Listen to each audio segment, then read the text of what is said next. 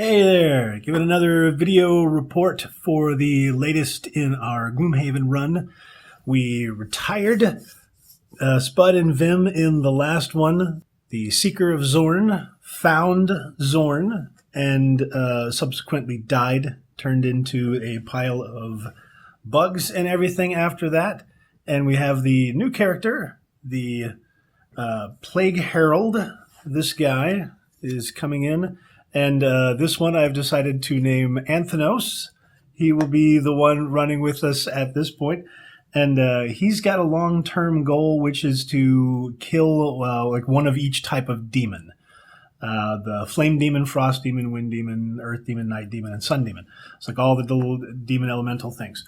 Which I took that because I know the party did not do well in its attempt at the Ruinous Rift, which is just elemental demons coming up the entire time. I'm figuring, okay, probably after this little test run thing, we'll go give that a shot, and hopefully he'll get like a good number of kills out of it if it turns out the way I want to. We'll see about that.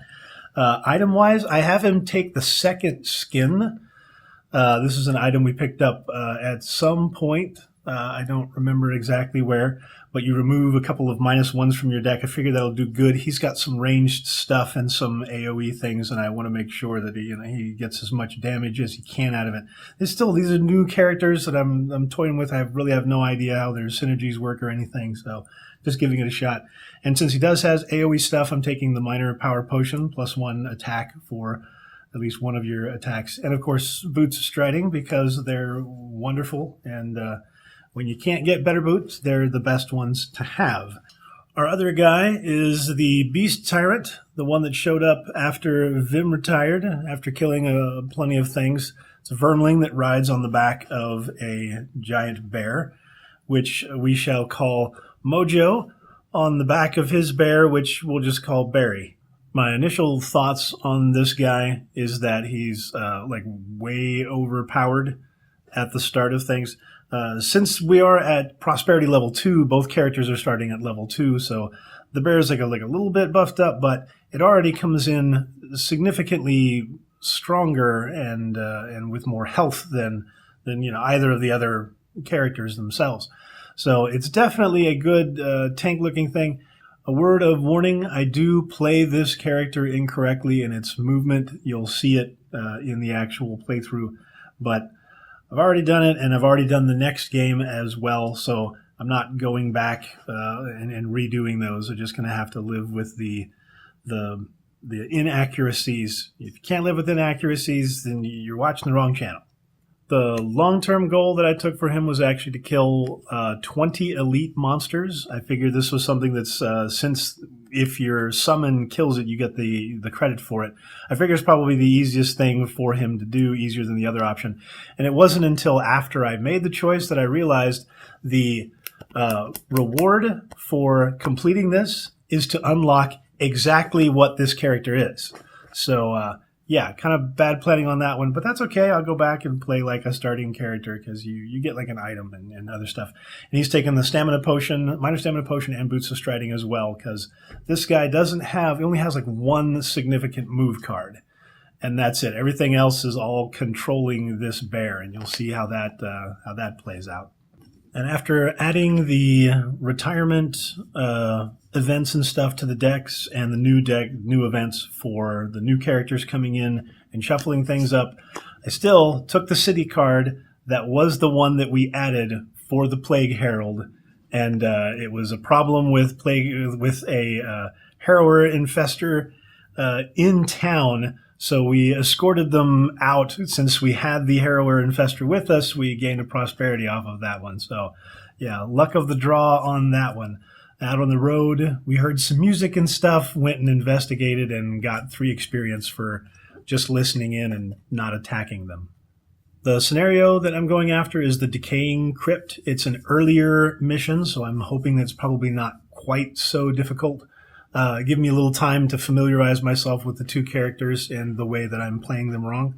We start off on one map tile on the left side, and we have to work our way over to the map tile on the right. And I decided to go about it by going the lower path because there's a couple of obstacles there that I think I might be able to use as some cover to try to help the squishy guys from being attacked. The bear is the one you want to have up in front, but trying to get him to do that, of course, you got to coerce him into being in the right place. Here's how it played out.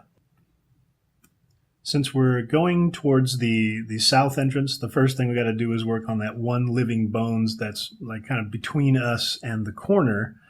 Bear goes up, gets some chop shots here, some ×2, and with the subsequent move up from the Beast Tyrant actual character himself, the little Skaven guy, Mojo, we're able to kill off the living bones on the first round and try to move the bear into the corner for the next turn. That way things will kind of funnel down toward it.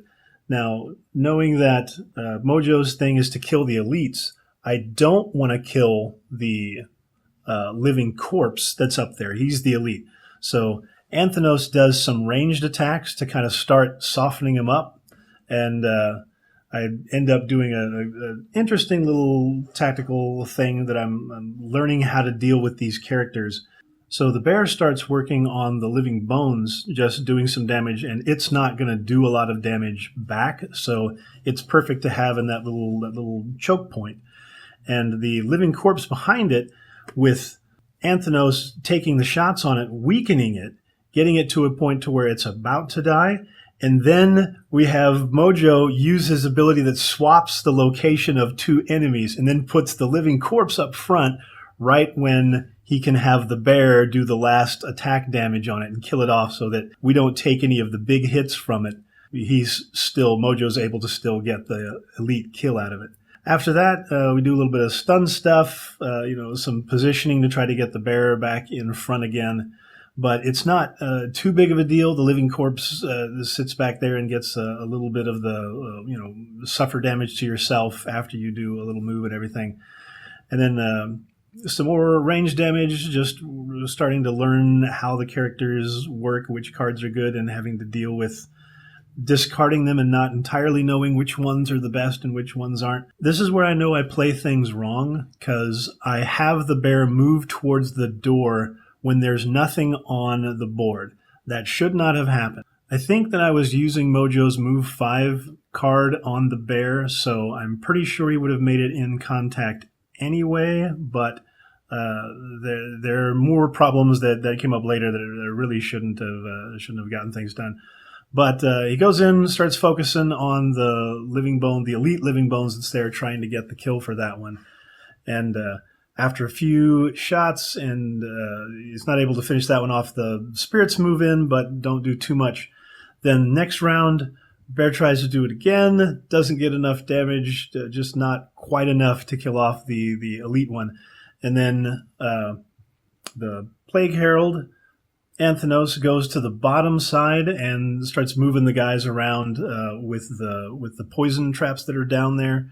Causes a little bit of damage, but mainly avoids damaging the elite one, because we want to save the kill on that. So he takes a little bit of damage in the process, but it's all for a good cause. After a quick jump, he's able to get a couple of really nice draws on an area effect attack that kills off both of the living spirits. And at that point, I'm like, okay, it's manageable. I'm not really worried about things. Hopefully, we won't have to discard a card for Anthenos taking damage. But Bear continues to do damage on the elite living bones. And this is where I'm starting to realize all the time putting motions and actions into the bear that Mojo is just staying in the other room. I've got to try to move him a little bit to get him towards the final room so he can be beneficial in that. We're down to the last couple of attacks, and of course Anthenos picks up the money and has got almost all of it. There's my big editing mark to myself that lets me know that I need to edit out the part where that is. Of course, I forgot to move it out of the way, so it works. It works great. Now, we move towards the other door. There's not a whole lot going on, but the bear should not have moved that far. It should have been back behind where we were. it definitely would have changed the outcome of things. It probably would have been a lot more difficult for me to get through this. But when we open the door, I go ahead and send the bear in because the living corpses are only doing their muddle and immobilize for their first couple of shots, so we aren't really taking any damage.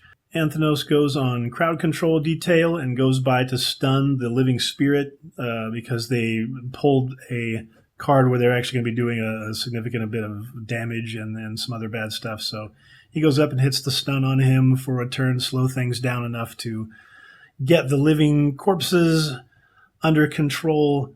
We loot the box and take some damage, but I'm still having Anthenos focus damage towards the living corpse and not that elite living spirit. Want to get that elite kill again for Mojo for his long-term goals. It's not too bad. I mean, we take a little bit of damage, but nothing too significant. I don't think I get down to discarding any of the cards either.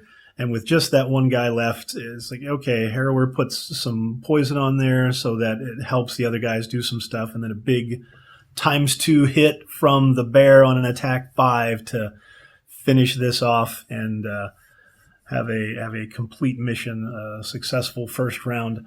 Now, I played the movement for the bear incorrectly, and it probably would have been significantly different. It would have been more difficult.